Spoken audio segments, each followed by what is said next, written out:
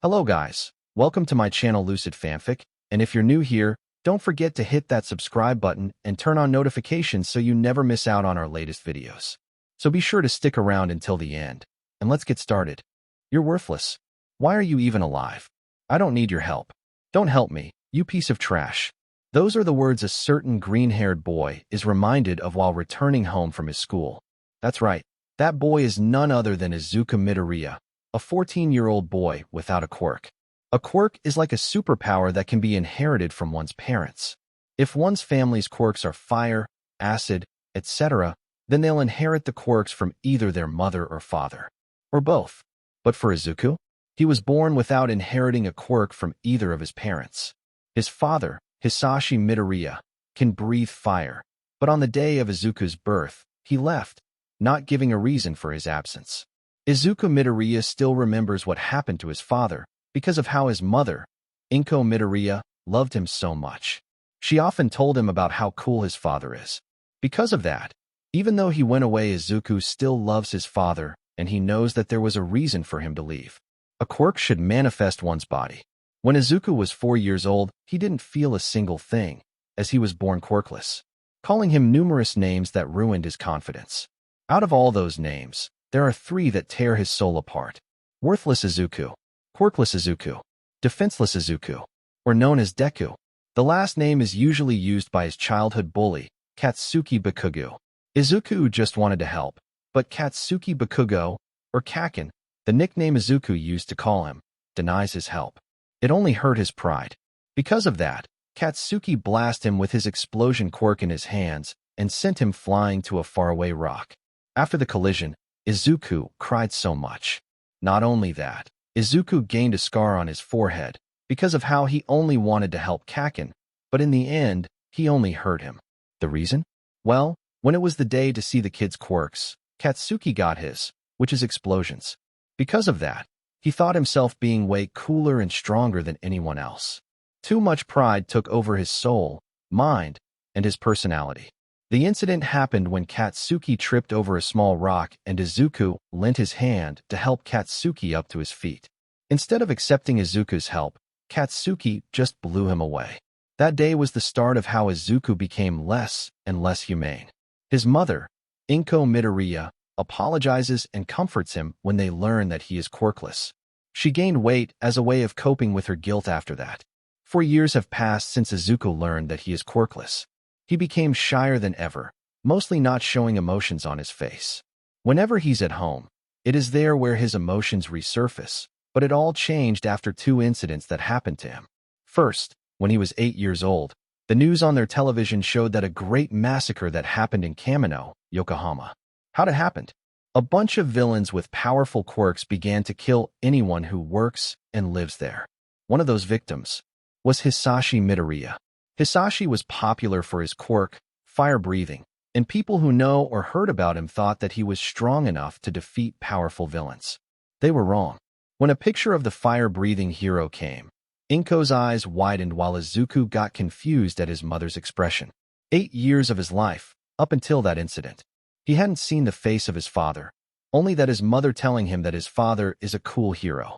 When she knelt with a horrified look, Izuku came to her with a worried look on his face. He asked her about that man. Instead of replying to his question, Inko cried more as Izuku attempted to hug her, to comfort her. When she calmed down, she decides to tell her son everything about her husband, who died in the Yokohama massacre. When she finished telling it to her son, Izuku couldn't believe it.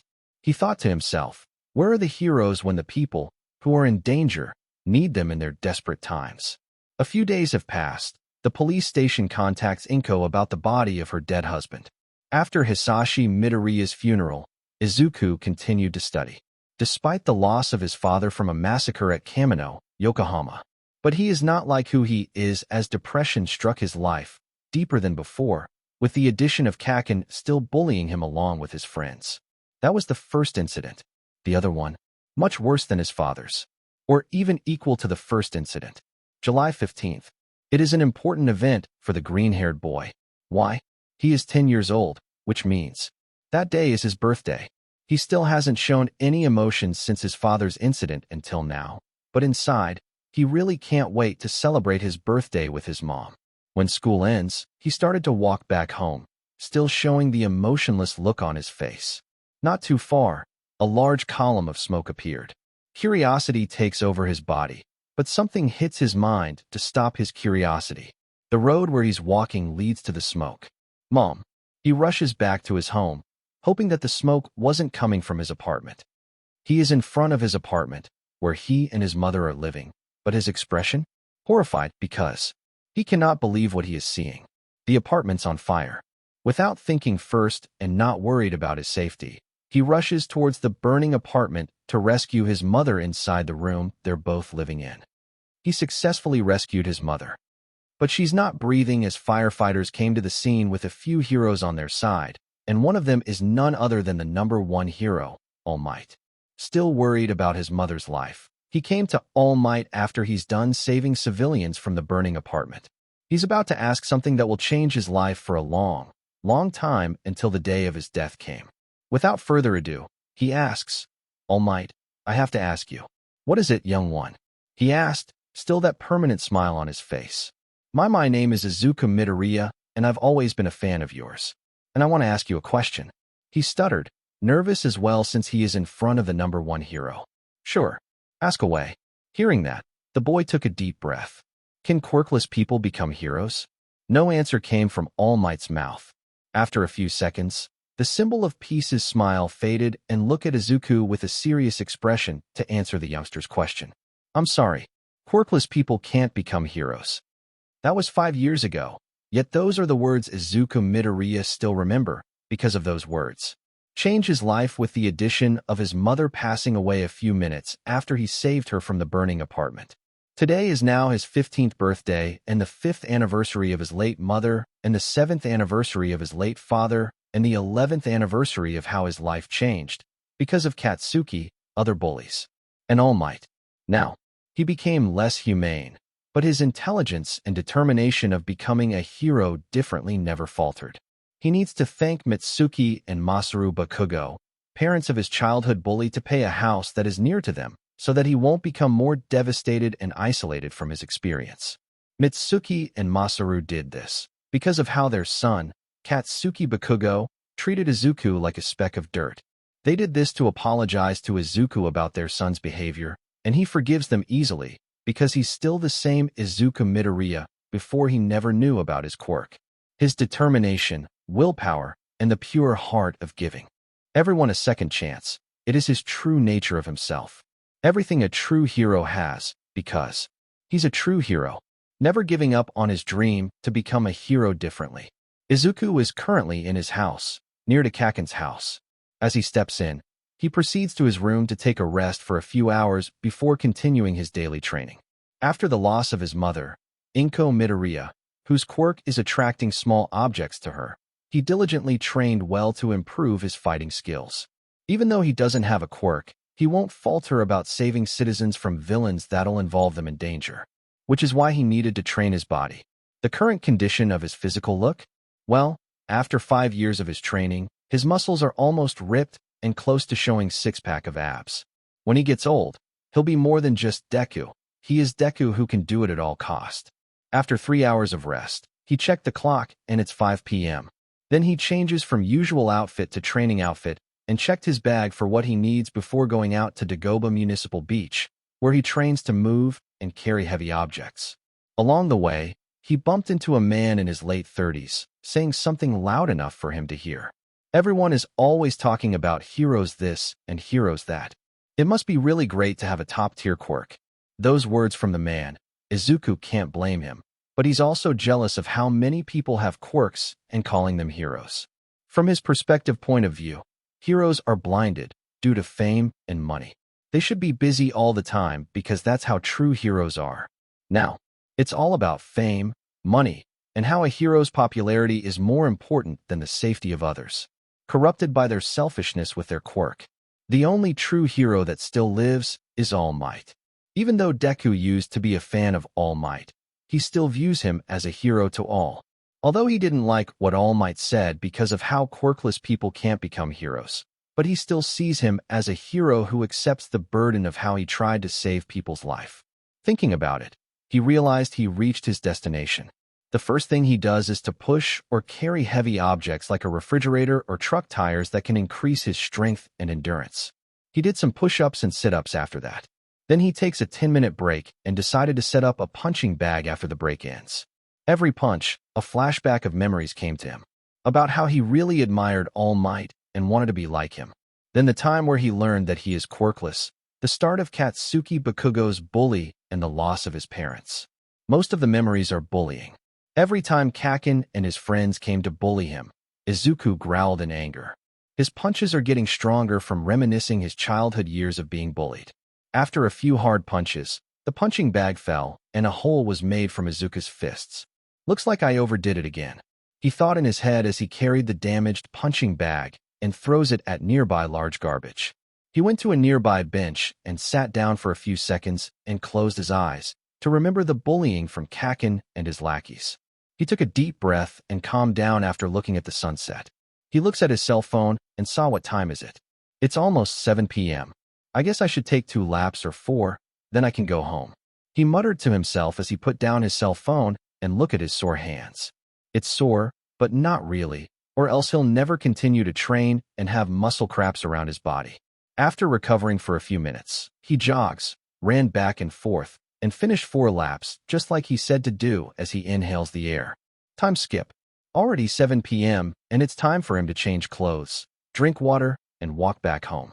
As he was walking towards his home, a thief ran out of nowhere and stole the old lady's purse. Of course, he knew that the heroes are never alert to a simple case. The old lady screams for help, and he accepted the call as he said to her, "Don't worry, grandmother. I'll get him." "No, it's too dangerous for a kid like you. You're going to get killed." The old lady said, concerning for the boy's life that it will be taken by a mere thief. Of course, a thief always holds a knife. Dangerous or not, he dropped the training bag beside her. A hero always answers the call for help. He ran towards the escaping thief, leaving the surprised old lady. Thieves are specialized in high speed and agility to avoid or jump over certain objects in a mere second. Izuku, despite he's training for the past 5 years, was no match for him. The green-haired boy is really desperate to hand over the thief to the police, but as he stared at the running thief, who is running faster than him, Izuku doesn't want to give up. Even though he's in a disadvantaged state, he can say that he got the eyes that say, "I won't give up." Then, something blooms inside Izuku's body as he gets faster and faster, just the same speed as the running thief. What happened? Well, Izuku really had the urge to catch the thief red-handed, and he will catch him, no matter what. That urge to catch the thief activated something he doesn't know. Izuku finally caught up to the thief and successfully knock him down and call a nearby police department. Waiting for the arrival, he puts the thief's hands behind him while grabbing the old lady's purse. Soon the police crew arrived and handcuffed the robber, and a policeman scolded Izuku for his reckless action against a wanted criminal. "I'm sorry, sir. I can't help it. Seeing someone in danger or cases like stealing is something I cannot allow the thieves to get what they want," Izuku said, defending himself while looking at the policeman with a blank look on his face. The said person sighed and shook his head before saying, "Next time, leave this to the professionals, okay?" Izuku nodded, although, on the inside, Izuku is really irritated about how the policeman said about leaving it to the professionals. Why would they call themselves professionals if they can't even find some villain's hideout? Without hesitation, Izuku said, "I should go back. The grandmother is very worried about her money." The policeman nodded and looked at the direction where Izuku went to retrieve the stolen purse. Time skip. "Thank you, young man."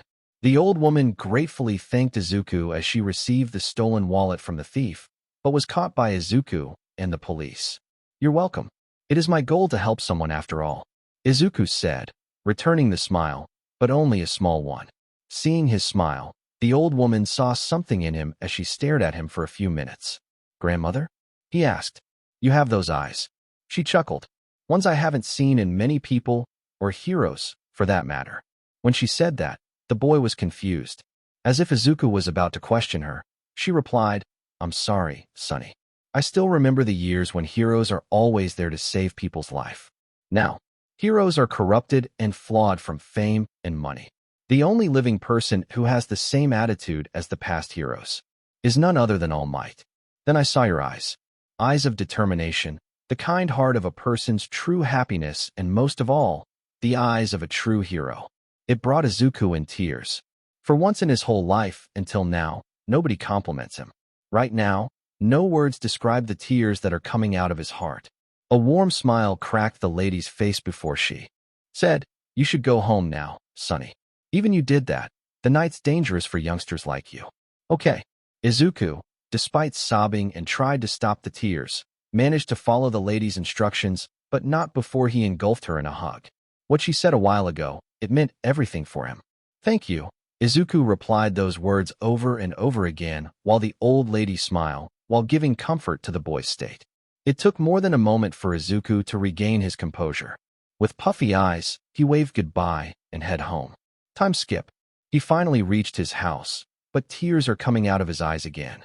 But that's not the tears of sadness, it's the tears of joy.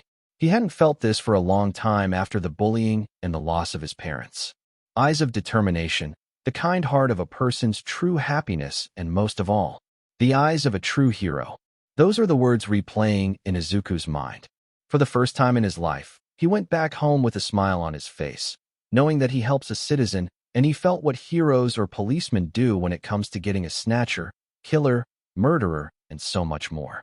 That old lady a while ago described him as one of the remaining selfless heroes, even though he's still a child or a teenager. Landing on the bed, he can't stop thinking about the event that took place a while ago. After a few moments of staring at the ceiling, he closed his eyes and thought, "Mom, Dad, I know it's a reckless thing to do, but take a look at it a while ago. I became a hero to a citizen. I know that there are people in the same situation as policemen chasing the robber, thief, and so much more. I know you're all not with me, but I thank you all for giving birth to me. Dad, I still remember what Mom said to you, and I won't break the promise of becoming a true hero." He thought to himself, but he is not done yet. "Mom, today you're not with me, but every day. You're always by my side to motivate me in desperate times, and I'm really grateful for loving, caring parents like you too. Please don't leave me alone by myself. I'm still learning, so please guide me until I fulfill my dream to become a hero. I love you all." After a few seconds, his eyes grew heavy and went to sleep, with a smile on his face. July 15th, that's Izuku Midoriya's birthday. But that was 2 months ago. It's already September. In Japan, classes start in April and end on December 25th, which means it's around 200 to 250 days per year. His life still hasn't changed from day one. Well, except for the day of his birthday. Every birthday, he showed emotions, not like how he interacts with people in Kaken. Because of those bullies, he isolated himself, showing an emotionless expression. Despite being quirkless, he became one of the students that have high honors, and one of those students includes Katsuki Bakugo. Now, their teacher announced to them that they'll be having a field trip next 3 weeks, which makes everyone surprised and happy except 2 students. Izuku and Katsuki, who was showing his normal yet angry look, only nodding for going to a field trip. They'll have to wait for 3 weeks because their exam is next week. During this time, Izuku still trains his body, but mostly those hours he focused on the subjects that are involved in the examinations. With no problems during his exam, Izuku finally paid the field trip fee from his auntie, Mitsuki Bakugo, and they're going to visit one of the buildings that holds the experimentation about quirks, known as the Quirk Research Lab. Time skip. Welcome to the Quirk Research Lab. My name is Akita Asakura, and I'll be your guide for your whole field trip. A woman in her mid-20s said as every classmate of Izuku, except himself and Bakugo, fist-pumped and yelled yay as she leads them inside the lab. Everything went fine except for one experimental being that disappeared while they're on the tour to take a look around. Izuku, holding his cell phone, took a picture from some different animals that were experimenting on, especially mice. After that, he took out his quirk analysis notebook and wrote down about what he's seeing. Unknown to him, a certain arthropod is slowly going down from the ceiling with her web. He didn't know that something bit him in the back of his neck. So focus on what he's doing that he didn't pay attention to something that touches him until it bit him. Shouting in pain, he grabs something on the back of his neck and throws it on the ground. He now knows that something that bites him in the back of his neck is a spider. This causes him to make a pale look, because he knows that most spiders are almost venomous enough to kill a human in a few minutes. He touches the spot where the spider bites him, and for some reason it didn't sting. This causes him to get confused. He knows that every bite of a venomous spider stings. But in this case, it's not.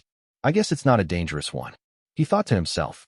In a moment there, his head feels dizzy, but not at a critical state where he feels dizzy.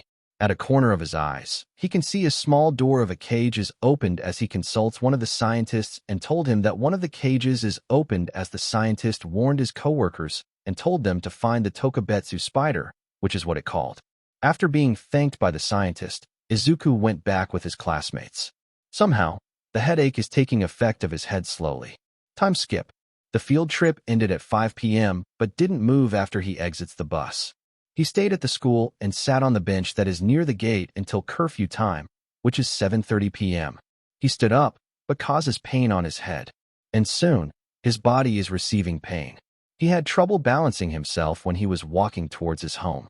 There are times where he fell on one knee and struggled to get up, gritting his teeth, and the drive to go home was bigger as he was determined to go home, which is better than getting knocked out in the middle of the street because of the spider's bite.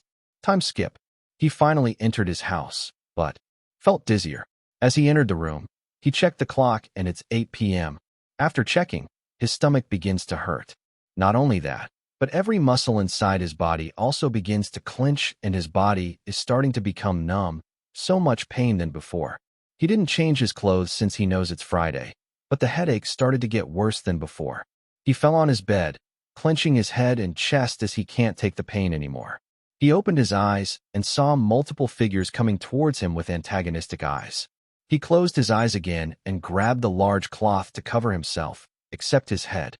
He hears voices, but cannot understand them since they're talking at the same time as he wishes to stop the nightmare. He doesn't know that some of his genetic DNA is getting infected by the quirk of a genetically modified spider that bit him a few hours ago. Next day, his eyes shot open as he hears beeping. He turns around and saw his all-night clock is beeping. It showed 7 a.m. and it's Saturday. He turns off his alarm and decided to sleep for a while since it's Saturday. After waking up again, he checks the clock again, and it showed 9 a.m. good enough for him to have the energy for training later afternoon. When he's about to take a bath, he removed his clothes, and it surprised him. What did he see? His body, but more ripped. It's like a bodybuilder of a person who is focused on training his body. A teenager who had an adult's body. Izuku is in a trance of how his body got a big change. Did this happen because of the bite? He thought to himself as he turns around to see every part of his body transformation. He doesn't know what he's feeling. He's confused, yet excited to see if he got a quirk from a spider's bite. Time skip. After a few hours, he decided to buy some ingredients for his daily needs at a nearby shopping mall. He changed from house clothes to casual ones as he checks his wallet first before leaving the house with the doors locked from the key he's carrying with. Walking for a few minutes, he is now in front of the mall, where he always buys foods or ingredients. Wasting no time, he went inside and started to pick the ingredients he needs for his daily life of eating and surviving a day and tomorrow. When he's in the line, where the sales clerk scans the ingredients that were chosen by multiple customers, a bang came from the entrance and saw 5 people wearing masks. Indicating that they're robbers, they knock out 2 security guards and pointed their gun towards the nearby citizens, including Izuku himself. Nobody move. Don't you dare call the police, you quirkless people. Raise your hands. That's all they heard while one of them is pointing their guns at the woman who is at the counter. Come on. Put all the money here, you beach. One of the robbers ordered the woman to open the cashier and putting the cash on the bag, whom one of the burglars are carrying. Bang! Another gun fired as it came from the man, whose mask is a different color than the others. Its mask is drenched in red paint. I told you to never move. He shouted with anger on his tone. On cue, someone screamed as they all turned their head to the source of the scream. It came from a little girl who had a terrifying face. A robber slowly walked towards her as she walks back, wanting to get away and broaden the distance, but fell backward. She soon started to crawl backward as the burglar is getting closer to her. Izuku witnessed the man pulled the little girl's hair to stand up. The robber said with a proud tone, "Looks like we had another prize, man." One of them laughed, and the red-masked man walks towards their direction and said, "Little girl, do you want to live?" or let the bullet be inside your head. With a glare, he made the girl's eyes widen in fear. Izuku, on the other hand, wanted to help the girl and prevent this robbery. He unconsciously stands up and knocked one of them out, which causes the members to look at Izuku. A burglar laughed before he said, "What is this? Does a boy want to be a hero? Huh, foolish kid." Then they all laugh as they all walk towards his place with the girl being held by the red-masked man. The red-masked man asked with a mocking tone and a glare, "What seems to be the reason to punch my man, boy?" With a glare still on his face, he wanted to make Izuku scared, but the boy wasn't scared of his glare, only showing a motionless look on his face. In his head, Izuku wanted to sacrifice his life for everyone's safeties, including the little girl. She's so young to die that he doesn't want her life to be wasted at such a young age. Still, no reply came out from Izuku's mouth as the members of the burglars cocked their guns and pointed at Izuku's head so close. "You've made a terrible mistake, boy. Now meet your terrible fate," he said with a venomous tone in his sentence. Inside Izuku's body, he can feel his body getting buffed or something that makes him stronger. He clenched his fist quickly and swung his right arm to disarm one of the burglars' guns. Instead, he didn't disarm only one but destroyed the guns they're holding, which makes him surprised internally. This caused all the members' eyes widened at his move. The red-masked man held the girl with a knife on his other arm, ready to slice her whenever Izuku's near them. Instead, Izuku knocked out the red-masked man's head, disarming the knife and hurt his wrist, and somehow broke the man's wrist, making him scream in agony. Izuku felt his body getting stronger, but his right hand, which he used it for disarm and break the red-masked man's hand, felt a little pain, which means he still hasn't got the hang of punching a more solid thing rather than a punching bag even though all those years of training. He's still 15 years old, and he's so young that he can't even feel the pain whom the heroes like All Might are feeling when going against a strong villain like a certain symbol of evil. A little pain, and that is the advantage of his whole training. If he's in a situation like this and never trained, he'll die from their firearms or feel more pain than he's feeling right now. Izuku quickly grabbed the little girl and ran to a safe place that can block their bullets. Somehow he had a tingling sensation from his head as he quickly moves his body to dodge the bullets. This surprised everyone, including the burglars, by Izuku's tremendous speed and agility. After finding large protection, something burst out of Izuku's mind and heart. Huge confidence that he'll defeat the burglars after seeing his speed and the tingling sensation from his head. "Stay here. I promise I'll defeat them." With a soft tone and a smile, he reassures the little girl that he's going to be okay. She nodded from his response as he went out of the large protection and charged towards the burglars. "Wanna live that, boy?" the red-masked man ordered as they all fired their guns towards Izuku. Again, the tingling sensation came, and from Izuku's vision, everything is in slow motion and can see the projectile of where the bullets are heading at. He was slightly freaking out. "Is this the quirk that the spider gave me? I can see where the bullets are heading. This must be the spider's sense, where a spider can predict danger coming towards them." With a little amount of time to think about the quirk, he dodges the bullets while some made a scratch from his clothes, not his skin though. When they're reloading their guns, Izuku grabbed the opportunity to use his body to defeat and knock him all out. Some tried to punch or hit Izuku with their gun, but thanks to the spider's sense, Izuku effortlessly dodged their attacks and punch/kicked the hell out of those burglars, making them unconscious.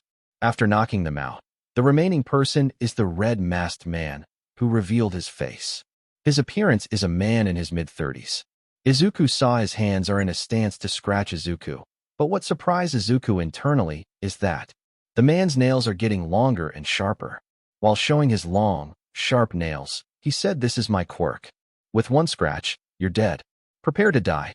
They're both in a battle stance as Izuku studies his position and where he's attacking. The man charged at Izuku and the boy dodged his attacks. Izuku wanted to knock him out in one move.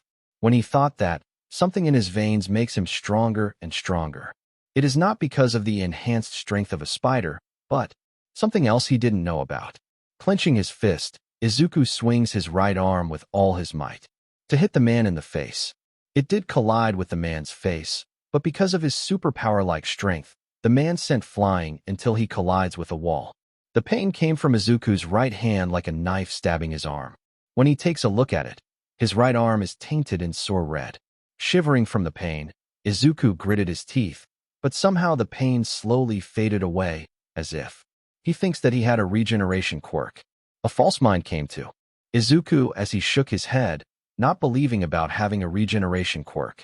A roar of clapping hands came from the citizens as they all stand up and thanking Izuku that he is their savior. The little girl, whom Izuku rescued, ran up to him with tears as she embraces her hero. Izuku comforts the girl by hugging her back. "Thank you, mister?" she asked after calming down and began to remove the tears that remained on her face while tilting her head to the side. Izuku Midoriya. "Thank you, Izuku Midoriya-chan. You're my hero." After she's shouting his name with an honorific, this causes everyone to yell hero many times next. This caused Izuku, for the first time of his life, teared up because of how he became another hero to a young generation. After a few minutes, the police came and saw the burglars are knocked out and chained them. One of the police asked everyone who did it. "I did," he said, stepping forward to have a conversation with the policeman, who said next, "Son, you should leave it to the police. It's no playground for kids like you." The insult caused Izuku's blood boiling. He was about to, "Sir," one of the citizens said, interrupting Izuku about what he's going to say. He just risks his life to save the little girl and almost sacrifice himself to protect that girl. "We didn't stand up because we were worried about our safety." After that, another voice said, "But that boy is a hero, no matter what the cost. A true hero is a noble hero because nothing is nobler than self-sacrifice." Those words struck Izuku's heart by the man's wise words. He teared up more because they accept him of who he is. They accept him that he's a hero to them all. These people, they're cheering me, he thought to himself as tears of happiness flowing out of his eyes. While sobbing, he said, "I'm very glad to see everyone is okay." With full of emotions on his face, everyone saw him crying, and they started to smile at the emotional boy. No, the emotional young hero. He remembered every bully act he received, every bruise, every punch, and explosions. They're meaningless right now. They meant nothing to the boy.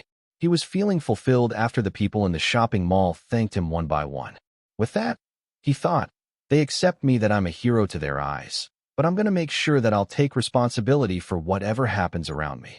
I'm going to train well and hard so that I'll be accepted as a hero to everyone, even the quirkless people. I know this is a lot to take since I'm still a kid, but with a powerful quirk comes a large responsibility." After thinking his goals, he wiped the tears that are on his face and eyes. After 2 hours in the shopping mall, he went home with a big smile on his face while carrying the ingredients he needed to cook for his hunger. After a few minutes of rest, he changes his clothes and went to Dagoba Municipality Beach to continue training with a quirk he obtained from a genetically modified spider. Unknown to him, something arrived at his house that will change his mindset about the school he wanted to attend. Characters with quirk. Name: Red Masked Man. Quirk: Sharp Claw. With 1 or 2 scratches, he can make a person shiver from fear after taking a scratch from his long, durable, sharp nails. Name: Izuku Midoriya. Quirks: Spider Sense. He can predict and detect any danger that is within 1 kilometer away from him. A mysterious quirk that makes him something else than himself. An unknown, complicated quirk that somehow is alive. Yet Izuku can't feel it. 2 days have passed since the incident that makes Izuku a hero to those people. But now, he's lying on the bed, taking a rest from his schoolworks. But that's not the case of him lying down on his bed. He still remembers that day, 4 hours after the incident. 2 weeks before the incident, Izuku tried to apply for becoming a student at the U-Data High School. Mr. Principal, also known as Principal Nizu, interviewed Izuku with his application for enrolling in UA. It took 2 whole weeks for the principal to decide if they can enroll a quirkless person like him. Then the day also came, where the letter was sent to Izuku's house. Flashback. Izuku is little feet away from his house, but he saw a mailman putting a mail in the mailbox. What caught his eyes is that the mailbox is inside the territory of his house, which means Izuku received a mail. When the mailman went away, Izuku opened his mailbox and grabbed the mail he received. He didn't see what's inside, so it's better for him to go inside his house, and there he'll see what's inside the mail. When he's in his bedroom, he quickly went to his work desk where he's doing his school works, especially home quiz, homeworks, assignments. and where he needs internet research from his laptop. After he uses his arms to push aside the unnecessary things he needed right now, he opened the mail, and the seal says Udata. Seeing the seal makes him either excited or devastated. His hands are shaking and sweating about the result. Slowly but surely, he opened the mail and saw a letter. From Principal Nizu. Dear Izuku Midoriya, I'm the principal of UA. You may know me as Mr. Principal, and I have some news. I've read your application letter, and your determination to become a hero is admirable. On UA's behalf, I sadly must inform you that someone without a quirk can't be accepted into the hero department of UA no matter how well they do on the entrance exams. However, you can still apply for the general department. Those classes are more suited for students who don't have a good quirk or any quirk at all. Here are they. There was more on the letter, but Izuku stopped reading when he saw that he can't become a student in UA. All because he doesn't have a god. Darn. Quirk. This causes him to cry, knowing that his dream to become a hero from studying UA is done. He didn't read the whole letter as his tears of sadness grew more and more. He went on his bed, and there he lies for a day, never eating his dinner. Flashback end. What am I supposed to do now? He thought to himself, because of his dream got crushed by getting rejected from one of the strongest schools in Japan. Why bother it? The voice can be heard with a tone of irritation, causing Izuku to stand up from his bed and look around. There's no one, so? Why is he hearing a voice? It must come from. Who are you? He asked with hesitation and worry, since that voice was not found around his room or the house, which means it came from his head. The voice replied with anger lingering in the tone, show them what you're made of. Why do you even cry for only a rejection of becoming a student at UA? Hearing that question made Izuku get angry, because why would the voice even know how, without a quirk, really strike his life so badly? Due to the voice wanting to know the boy's answer, he answered with an annoyed tone, why do you even care if I don't know who in the world are you? Soon, you'll see. For now, listen. The voice was about to say something, but Izuku interrupted it. How about I don't? Then do what you wanted to do. Your path is leading in the right direction. That statement from the voice confused Izuku, and also curious as well. Why is the voice telling him that he is going in the right direction? Is the voice some kind of a god or a fortune teller?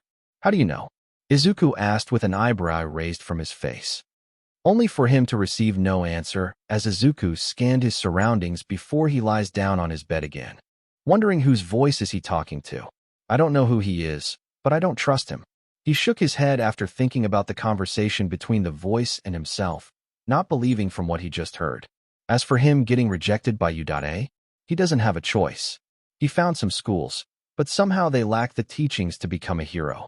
Closing his eyes for a few minutes, he remembered Kaken bullying him and how All Might changes his views of quirkless people can't become heroes. What he wants right now is to be with his parents. He missed their touch of love, caring, and raising him to become a fine boy. I miss you, Mom. Dad, he said, talking to himself that he clearly and dearly miss his parents after years of being alone and being bullied by people whose age are the same, a year older or younger than him. He glanced at his hands before he started to stand up and went to a big mirror, reflecting his whole body. With the mirror before him, he took off his clothes and saw how ripped he is. But that's not the reason why he removes the clothes he's wearing. The reason he removes his clothes is to see his scars of survival. Every scar he looks, a quick flash of his bullies physically and verbally attacking him. He looks down in disbelief. Can't believe that Katsuki hated him his whole life. He closes his eyes for a few seconds, hoping that the stress in. You've grown, Izuku. A random voice came as Izuku's eyes shot wide open. The tone is filled with pride and happiness, but mostly sadness as well. He turns around and cannot believe what he's seeing. A man in his late 30s and his hair color is black, but what caught Izuku's vision is that the man's eyes are the same as his. The man slowly walks towards Izuku while the boy is standing, shivering in fear that the man might do something worse to Deku. Somehow his tingling sense didn't activate, meaning he isn't a villain or someone that does something that harms him. Hoo. He didn't finish his question, for the distraction was greater than what he needs to say. Standing before him, he was seeing a ghost. I'm sorry for leaving you and your mom. I'm sorry for not being there with you. The spirit replied, and those words of his struck Izuku because there is only one thing that is in his mind right now. He was hesitant at first, but with eyes wide opened, and a little high-pitched tone that may describe as a surprised tone. "Dad, it's him, dear." Another voice came, but it's a lady's, whose tone is angelic. Izuku looks behind the man and saw his mother. "Mom." He can't believe what he's seeing. His mother and so-called father are alive. Is he hallucinating? Why is he seeing the ghost of his parents? Is it his quirk? But there's no way he can see ghosts. He is hallucinating. He must be. "I'm sorry for not being there as you grow up, Izuku," his mother said with pure sadness and guilt as she slightly looks down in shame. His emotions get the best of him as he ran towards his mother, wanting to hug her. But he went through her. "I'm sorry, Izuku. You can't touch us." Izuku can hear what his mom said, but he can't control his tears anymore as he said with sobbing and tears on his cheeks, "I don't blame you for who I am, Mom. But, you, Dad, where were you when we needed you?" Hearing his son's question made his mouth quiver in fear as it took seconds for him to answer the question. "I'm so sorry, Izuku. I should have been with you and your mom, but my job caused me to separate myself and you with your mom. I'm sorry, Izuku. I don't want you to be involved with something life-threatening. If you all die, I would rather live myself as I cannot see the purpose if my family dies as well." Izuku didn't reply after what his dad just said. After a few seconds, Izuku finally found what he needed to say after a few seconds of silence. "I can feel what you're feeling, Dad. Blaming yourself so much that I became like this." Hearing this causes Hisashi to feel guiltier. "But, thank you for being my dad. Even though I haven't seen your face for a very, very long time. I only saw your face at the funeral, but seeing you right here with me makes me know that you care for me and Mom." This causes Hisashi in tears, knowing that his son still cared for him after what he did to his only son. "Thank you, son. It means to me so much," he said with tears running down from his cheeks. He looked at his wife, and they both cried on how Izuku matured by himself, but needs more guidance from the elders or someone that has more experiences in living a superpowered, yet cruel world. They internally thank Katsuki's parents for giving their son a place to live and treating him like their son. They walk towards their son, whose eyes are sore from always crying, and they tried to touch him. Izuku saw his parents try to touch his face. Once their hands are almost in Izuku, somehow, he can feel their love. "It's time for us to go. Be brave, dear. We'll always be by your side no matter what. Be a hero to everyone. Be a true hero to the world. Save those who were lost in the dark," Inko said as her figure slowly fading, but was not done with her speech. "Show them the weapon of a true hero. We love you. #1 future hero, Izuku Midoriya." His mom faded away after that, but it gives Izuku motivation. The boy turned to his father with a small, sad smile as the mentioned person said, "No matter what path you choose, just promise us that you'll do it for a greater cause.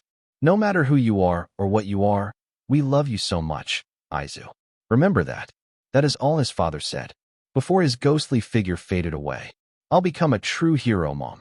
Dad, I will continue to strive well and hard to become a hero you all want me to become," he said to himself, but internally speaking to his parents with a smile. He turns his head to the table, where the mail is lying on, and started to think, "I want to become a hero, but since Udade didn't accept me, I guess." He closed his eyes. "I'll become a person who is not a hero, but not a villain as well. I'll become a vigilante." That was all he thought as he finally drops everything to save what he loves the most. Saving people. Even if the people despised him, he will stand up no matter what the consequences. He will do it for the greater good, for the sake of the incoming future generation as he will live. Soon, all eyes will be open to the people, as they will see the hero in front of them. The hero they needed. The hero that will become a savior. The hero, Izuku Midoriya. As soon as he about to doze off on the bed, ready to sleep, a shadow figure was leaning against the wall, right next to the window of the boy's room, smiling until it faded away into the dark. The school year is finally over. Everyone's happy. Why? It's because of today, December 25th. It's Christmas. In Japan, everyone celebrates Christmas because it's not only for religious traditions, but to spread happiness to everyone. Everyone except the broccoli boy, our cinnamon roll, Izuku Midoriya. After he found out about his quirks, one is from the bite of a genetically modified spider and one that came out of nowhere. But there's one question that's still bothering him. Did he truly see ghosts? The day after the reunion, he saw no ghosts anymore. hallucination is a beach, and that he needs to go to therapy to make sure he's okay, but there's no time for that. During the days after he saw the souls of his parents and learning the truth of his father's absence, he was working on how to make a suit for his work of being a vigilante. Yesterday, he finally found what he needed. A black coat with long sleeves that reached to both of his wrists and black pants and shoes that match his coat. He also had a dark green beanie hat with a dark green handkerchief that covers his mouth and nose with an addition of a pair of black shades. Hands are bare naked, not wearing any gloves since his fighting style is kickboxing. Now, he's waiting for the sun to go down until it's night time, hoping there are criminals or thieves trying to rob happiness during this Christmas. He checks the wall clock of his room, and it's 7 p.m. Formerly, his room is full of All Might figures and posters since he really idolizes him so much. But those All Might collections are no more as he decides to collect them all and donate them to the poor. Now his room is like any other teenager's room. He decided it's time for his first mission as a vigilante. He put on his vigilante clothes and made a Holy Trinity sign, praying that he'll go home safe and sound. Also praying to his parents that they'll guide him to the right path. He then found a building that is enough for him to sneak around, jumping from another building to another. Surprisingly to his eyes, Izuku didn't expect himself to exert energy enough for him to jump on a building that has 4 floors. After jumping on a building to another for a few minutes, he looks around on the streets below, seeing other people smiling and laughing at each other. Whenever he sees those kinds of people, it makes him grow sad, knowing that he's all alone, growing old and old without his parents. Help me. That random voice snaps Izuku out of his trance. Thanks to the unexpected quirk he gained, his 5 senses enhanced. He followed the source of the scream as he only jumps on one building and saw a little girl thrashing around from a group of 5 men, cackling from her persistence. "No one will hear you, girl. Now go to sleep." One of the men said that while holding a handkerchief and put it on the little girl's mouth, making her sniff it, and fell unconsciously on one of the men who was holding her.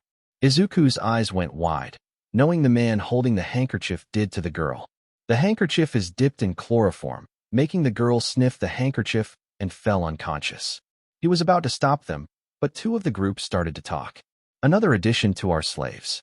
Yeah, let's go back to the base." This causes Izuku to get curious about what is inside their base. More importantly, another addition to their slaves? He murmured to himself under his handkerchief as he saw the men went to a nearby van in the dark alley. It is dark, but thanks again to his enhanced senses, he can almost see what's inside the van. But what caught his eyes are 5 bodies inside the van.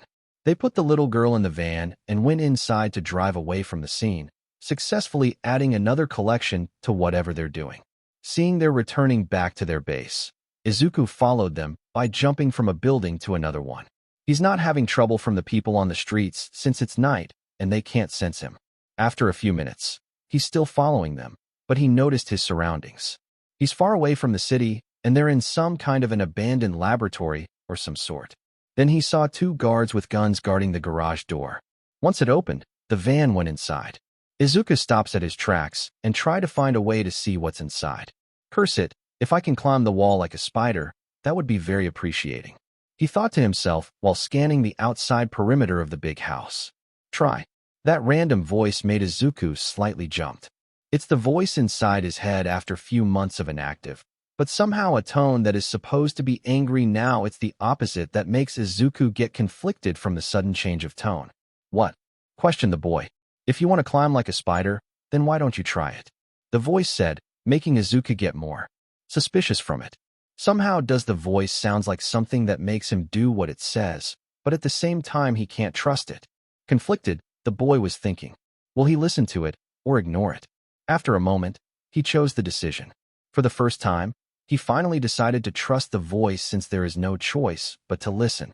He looks at a specific wall to hold on and possibly climb. After he found the wall, he jumps towards it with his hands stretched out front to the wall he was about to hold on to. He made contact with the wall and tightly grip it.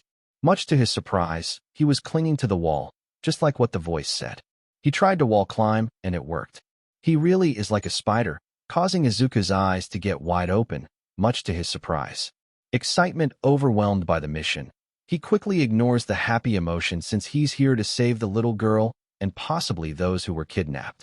He first looks at the door, where two persons are guarding it, and to his disbelief, there is a camera on the wall or CCTV, recording of what's happening outside. Thanks to his instincts a while ago, in his pocket is a duct tape he bought a while ago. He went above them, but devised a plan to cover the camera first by using the duct tape he had and silently knock out the guards, making sure to avoid any noise that may cause unwanted attention to whoever inside the house. Once he gets close to the CCTV camera, he successfully covers it and jumped in front of the guard near it. Both guards were caught off guard by Izuku's sudden appearance. Since Izuku's back is facing the guard, he did a 180-degree with his left kick hitting the guard's face, sending the man flying to the second guard. Because of the force exerted from Izuku's roundhouse kick, the guard whom Izuku kicked got knocked out quickly. For the second guard, he too got knocked out from getting hit by the first guard. Once they're unconscious, Izuku pulled them to a nearby bush and tied them up, including their mouth so that they will never shout for help and seek attention from what just happened. After that, he went back to wall climbing, hoping that there is one window that can see everything inside. Put them there. He heard the voice of a man, and it comes from inside. With this, Izuku began to find a window to see what is happening. He found the window, and he peeks inside after that. He saw 6 men, wearing casual clothes, but holding guns that were submachine and handguns. Only 2 of them are holding shotguns. He saw another door that was opened. Those heroes will get what they'll never expect from us. One of the 5 men said. He was one of the kidnappers Izuku stalked a while ago. Well, not stalk, but watch the scene from the shadows. The green-haired boy cannot believe his eyes. They're 11 men, all holding dangerous weapons that'll take a human life. But what caught his eyes is there is only one man who's not only holding a gun, but also carries swords, daggers, shurikens, and there are knives on his waist as well. I have to be careful if he's so good with those weapons.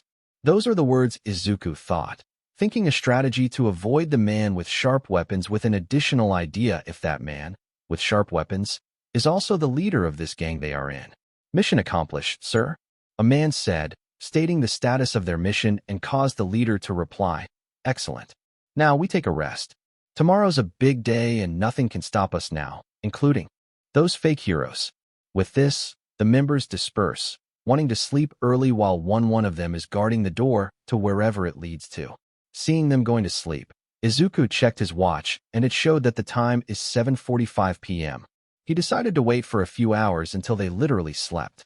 Well, that doesn't mean he will open his eyes for a long period of time. He, too, decided to take a nap on a roof. Time skip. Slowly opened his eyes, Izuku woke up. He checked the time on his wristwatch. It showed 10 p.m. It has been a few hours since he slept. With that, he decided to call the police department on the phone he brought with. When he said to the police department about the location he's with and the information he gained in the place, he didn't say his name, only a fake by the name of Shadow. Of course, he was having a hard time with the chief of police of that particular department since he knows that vigilante is not to be trusted. But with the help of his serious tone and that he is not totally joking, he finally convinced them. After the phone call with the police department ended, he placed his phone inside a pocket. It's time for him to sneak in and save the hostages. Operation Rescue Mission is a go-go. He got back to the window where he last saw them talking. He noticed that the window is locked and roam around to see where is the opening. He found a balcony on the 2nd floor, located in the backyard. He landed and saw that the door to the balcony is unlocked. I'll help you see something in the dark. That voice came again, surprising Izuku by the sudden sound. Somehow, the voice was filled with worry, one that's concerned for someone's safety. He went inside and it was dark, but for a few seconds, his vision got a little brighter, yet still dark since it's nighttime. Not only that, but he could also see the outlines of every furniture within the room. A smirk grew from his face, knowing that it is time to rescue the hostages without wasting every single second. He didn't even flinch about breaking the law of using a quirk against a villain, since rescuing a life is better than breaking laws. He slowly walks down the stairs and saw the man, who's guarding the door, is sleeping on the sofa. Tiptoed his way towards the door that was guarded. Slowly tried to open, but it can't. It's locked. The keys are on the sofa, just be careful. The tone had a mixture of scared tone, confusing Izuku as he glanced at the man, sleeping on the sofa, and surprisingly he saw the key, realizing why the tone is scared and worried. Sweating so hard, he slowly went to the sofa with hands trembling as if one move. It will cost everything. His hands are getting sweaty as he reached towards the hand, holding the keys. He removes the fingers at a very slow pace. He made a stop, making sure that the man will never wake up if Izuku continues. He saw the opportunity that the key was uncovered by the man's fingers as he reaches out, the keys trembling. He grabs hold of the keys and slowly retracts his arms and went to the door. He inserts one of the keys, but it didn't work since the keychain holds 3 keys. He tried the other, but it failed. There's only 1 key left. Izuku hoped that it's the right key, or else he'll look everywhere for the right key. He inserts the remaining one in the keyhole of the door. He slowly turns it, and click. Oh, whispered to himself. He can feel his body shivered from the loud sound of the door unlocked. Slowly turning around, he saw the man moved. Emotions running wild and took over his body as Izuku thought that it's over. He had a plan, though. He will knock them all out and will do anything to save the hostages. Teeth gritted and fists clenched, Izuku prepared to knock the man out like the others outside. A sudden event came next. The man stopped squirming and miraculously went back to sleep. The pressure on Izuku's shoulders has been lifted as he silently takes a deep sigh of relief, knowing that the event he's thinking didn't happen. He turns back to the door, and it opened. He slowly opened the door and closed it as he got in. After he focused on closing the door, he turns around and saw stairs leading down. Some kind of an underground base. I hope there are no guards down there. He thought to himself as he was about to go down, but hesitated a bit. Izuku tried to calm down by inhaling and exhaling. Once finished, a determined look was shown on his face as he accepts any obstacles that are blocking his path to save the hostages. As he goes down the stairs, the only thing he can hear is his footsteps and the beating of his heart. Every step he takes, his heart is beating faster. Nonetheless, the 15-year-old boy continues to move forward. After a few minutes of walking down, he finally saw a light that comes from under the remaining space of the door. With the distance is getting thinner and thinner, he slowly tiptoed towards it, thinking ahead about the outcome when he's going to open the door. He caught 4 guys guarding each entrance.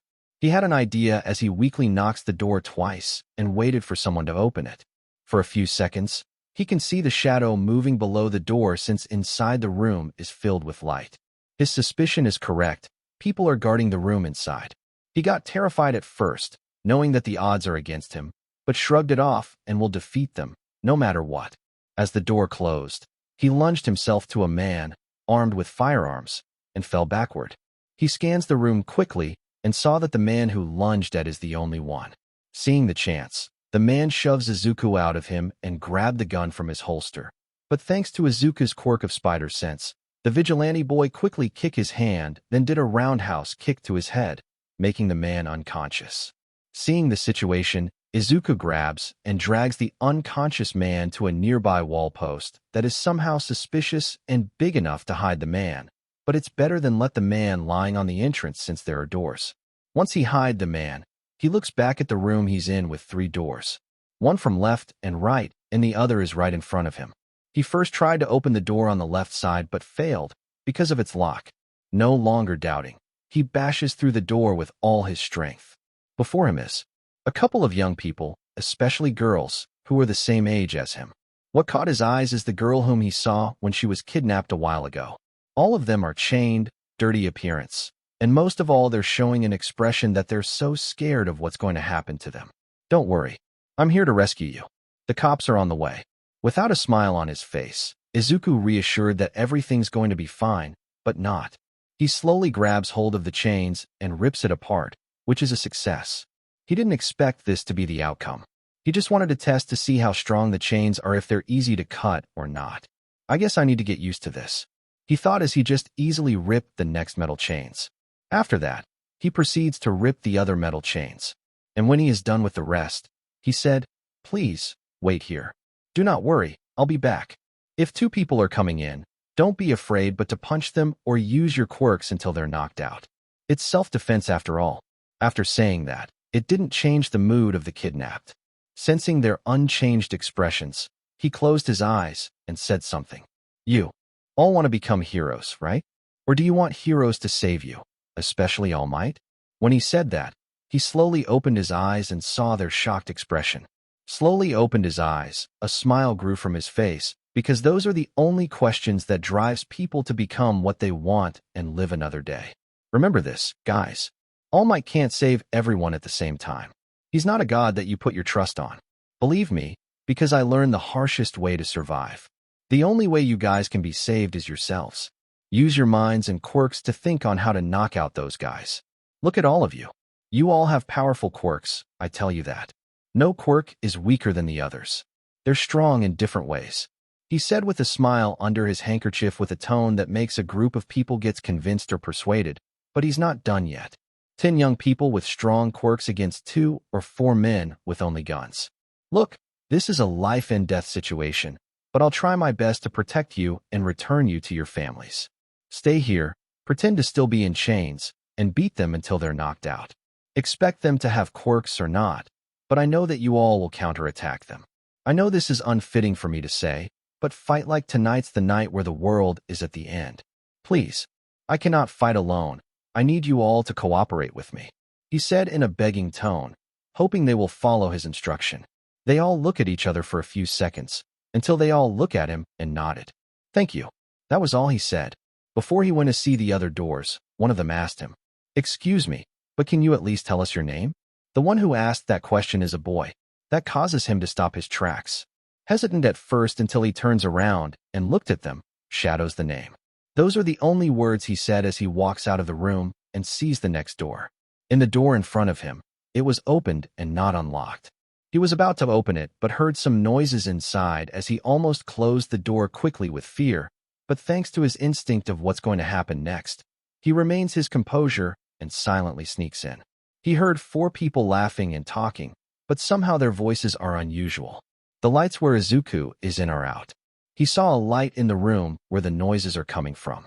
He was about to go there eventually, but he stopped sneaking as he somehow looked around. Something's not right. He saw something blinking in the distance. A small red light. No doubt about it, that's a CCTV camera. He thought as he goes another way around to see if he can tape the lens of the CCTV camera. After taping it, he now goes to the source of the light and noise. Once he's there, Izuku takes a peek with his one eye and saw 4 men, drinking, laughing, and talking to each other. Looks like they're drunk, he said in a whisper, avoiding a loud sound that can compromise his mission. Not really compromise, but if he did it, his mission might get harder, and a bigger chance of them killing the hostages, or even him. He saw one of them fall from his chair, but all of them continued to laugh and talk, until he heard a conversation that made him tick. Looks like we got some fine girls we can sleep with, huh? Oh yeah, we'll do it until our desires ran out. We're just gonna do it all night long. Oh yeah, especially the one that we caught a while ago. Her bosoms are so soft I can squeeze them all day, all night. Those words made Izuku really, really mad. Raping young girls to do as they please is right out of the line. Very, very out of the line.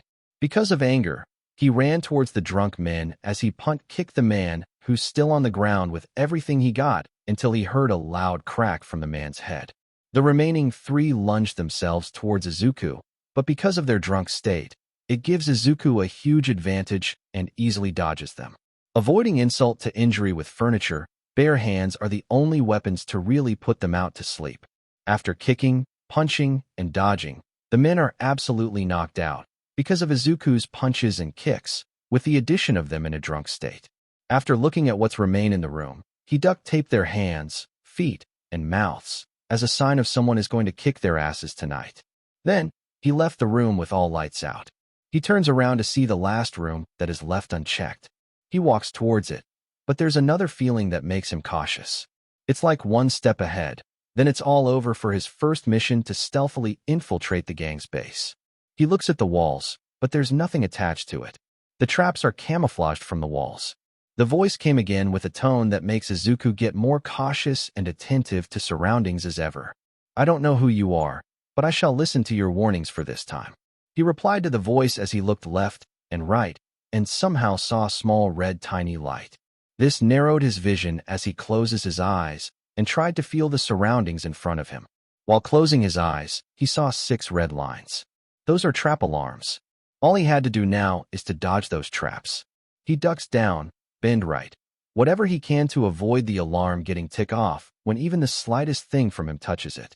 He successfully dodges all the traps and slowly turns the doorknob to open the last remaining room. As soon as the 15-year-old vigilante opened the door, he was met by 5 to 7 men glaring at him with those killer instincts.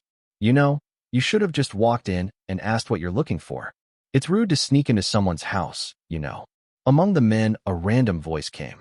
All of them are glaring at Izuku Midoriya. All of a sudden, the members of the gang made way and Izuku saw a massive 7-foot man with a cold, calm look, covering his mouth and nose. Izuku gritted his teeth behind his handkerchief, wanting to know how did he notice his attempt to invade. You want to know how we can detect you? Simple here. Then he shows multiple screens that are somehow not in this house. All of a sudden, a low noise of fingers snapped. Luckily, Izuku's enhanced hearing heard it. Also thanks to his quirk, Spider Sense, he saw weapons aiming and firing at him. He swiftly evades all the attacks. Evade after evading, he still haven't laid a punch because of the firing guns and throwing sharp weapons. He then finally made a move to attack while defending at the same time. With their magazines empty and trying reload, it allows Izuku to attack. Closing the gap between one of them, he kicks them, dodging punches from the men who are near to him. Everything he can do to be alive and rescue the hostages. It wasn't long until he cleared out the men until the only man standing in front of Izuku is the 7-feet man. Just as usual, these men are still weak, he said, insulting all the guards around him. It's humiliating for him because the odds backfired. Now, back to my question. The vigilante, Izuku demanded. How do you know that I tried to infiltrate your base? Well, if you haven't noticed, there's one camera in the living room where one of my men is sleeping on the sofa. After hearing the statement, Izuku mentally face-palmed himself and thought, why didn't I think of that in the first place? He heard the man said, enough talk, let's fight. He charges himself towards Izuku, who predicted the attack, jumps to the side to avoid getting hit. After he avoids the attack, it's his turn to fight. Unfortunately for him, the man predicted it that he'll dodge, swinging his right arm at the vigilante. The attack collided as Izuku blocked, but was sent flying towards multiple screens, giving him a little shock, but because of the glasses from the screen, his coat is ripped and had damage from the impact. He slowly tried to stand up while the man is standing there with utter disbelief in his eyes. Is that all you got? I'm very disappointed, kid. Looks like I'm going to play my little prey before he met his demise, he said, mocking the vigilante as he lunged himself again towards the boy and pulled back his right arm, preparing to blow a hard attack. What shocks him comes next. Izuku didn't dodge, instead tucked his and launched at the man's body, using a wrestling move called spear, and the man was sent flying to the door where Izuku went in a while ago. The door got destroyed as they got back to their feet and continued to fight. Punching and evading. That's all they're doing right now. Power is the advantage of the man while Izuku's advantage is speed and defense while offense at the same time. Surely whoever's watching this from the shadow, from their perspective, it's the man who's got the upper hand because of their size. But in truth, it's Izuku who has the upper hand. The man is just punching and punching while Izuku blocks or evades the attacks. Once tired of doing the same thing again and again, the man used a leg sweep to cut off Izuku's guard. Thanks to the spider sense again, Izuku predicts his attack as he backflips a few times, making the man's attack missed and put some distance between. I gotta say, you're not bad, but not good either. Tell me your name before you die. Once you know my name, meet the death door that's right in front of you. Silence is what the man received for a few seconds. Shadow. Shadow's the name, Izuku said, using his vigilante name instead of his real name. After hearing the answer the man demanded, he said, Shadow? Huh? Well, mine's Trevor. Power enhancer's my quirk. What about you? Oh wait, it doesn't matter. You're dead. With that, he prepares for the final blow. However, Izuku noticed that his speed is lower than before. In layman's terms, Trevor was slower now. He concluded that it's him always attacking and pushing his limits. He jumped forward, which is high enough to get over Trevor's height. Trevor's attack didn't make contact with the floor because he knows that Izuku'll dodge. He glanced at where Izuku dodged, and that's where his punch will meet his body. But what happened next is that Trevor saw a boot coming towards his face. It was Izuku's kick attack that made Trevor's attack miss again. The 15-year-old boy backflips 2 times again to avoid Trevor's range of combat, since close combat is Trevor's specialty. He didn't waste his time as the 7-foot man cocked back both of his arms and lunged himself towards Izuku. Guess it's my turn to attack. He was prepared for the right time to attack.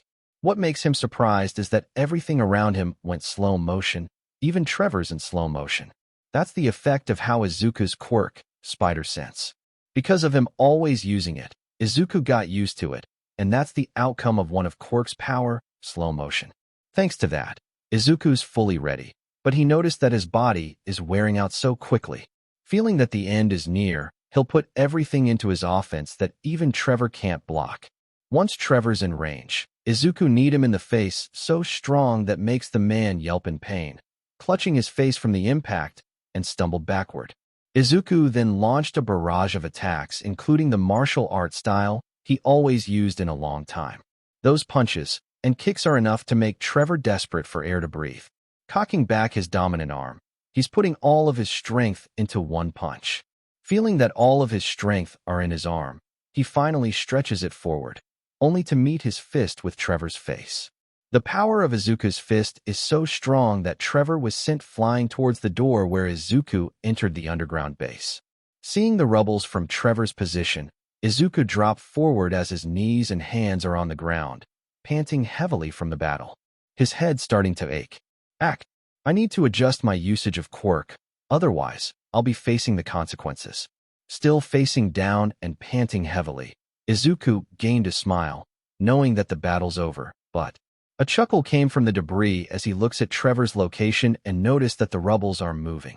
He cannot believe his eyes as he saw Trevor with an evil grin on his face, while his head and arms are bruised and painted with crimson red coming out of his skin.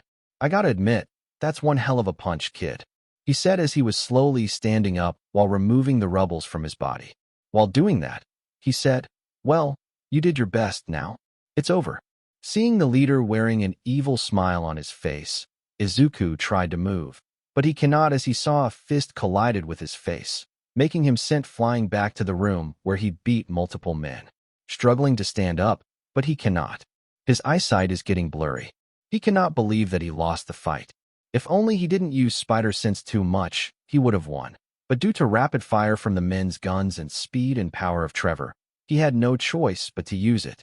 He saw Trevor walking towards him as he gritted his teeth. "I refuse to die here. I won't die." With all his strength, he struggled to stand up, but was interrupted by Trevor stomping his right arm, making Izuku scream in pain. "Before you meet your fate, any last words?"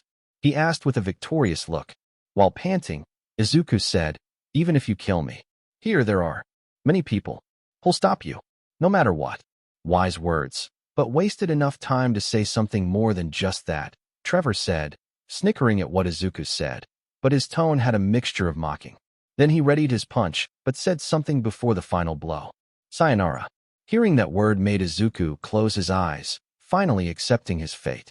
He expects to feel the hard punch. But nothing happened. He slowly opened his eyes and saw something that made Trevor stop at his tracks. On his arm is a large tape that was connected from one of the hostages. Not a certain person, though. Both the men's eyes widened, as they didn't expect them to be here, especially Izuku. He was about to tell them to get away from Trevor, but what came next is them using their quirks at the 7-foot man. He can see tapes attached to his arms. Some men and women used their long-range quirks to make Trevor stop. When Trevor cannot move his body, all the hostages said, almost synchronized, "You mess with one of us, you mess with all of us." Do you feel the Spider-Man vibe there, readers? Then they lunged themselves towards Trevor. However, Trevor, giving it all, powered out of their quirks to stop him and ready to kill them before Izuku, but Izuku wouldn't let that. Izuku used his free arm to grab Trevor's foot, still attached to one of his arms, to distract Trevor. He did it successfully as the 7-foot man took the bait and looked at Izuku. He changes his glance from Izuku to the hostages, but they're inch closer to him as they use their fist to punch his body, face, and legs. Not effective, but good enough for him to get hurt. What makes him in pain so much comes next. One of the hostages just soccer kick Trevor's nuts. That causes him to clutch his ball sacks and took all the hit. Izuku took the final punch and really knocked the 7-foot man out cold when Trevor got tied with ropes and tapes. "Thank you all. You've saved my life at the right timing," he said, looking at the hostages with a grateful look on his eyes. All this time, he was still wearing the handkerchief that covers his mouth. "No, we should thank you for encouraging us to become stronger," a girl said, not the kidnapped girl Izuku saw just a few hours ago. "If you haven't come, we might live our lives worse than street people. You are our hero." With that, he received multiple compliments about him saving them and becoming their hero. While cheering him, Izuku finally had something that he can totally focus as he thought, "I finally have a goal to do. I don't care if people call me a villain or vigilante. I'll do whatever it takes to make them determined to become heroes of the world. I also need to be careful about using too much quirk. With great power comes great responsibility." He mentally takes note of how big the responsibilities he's having starting right now.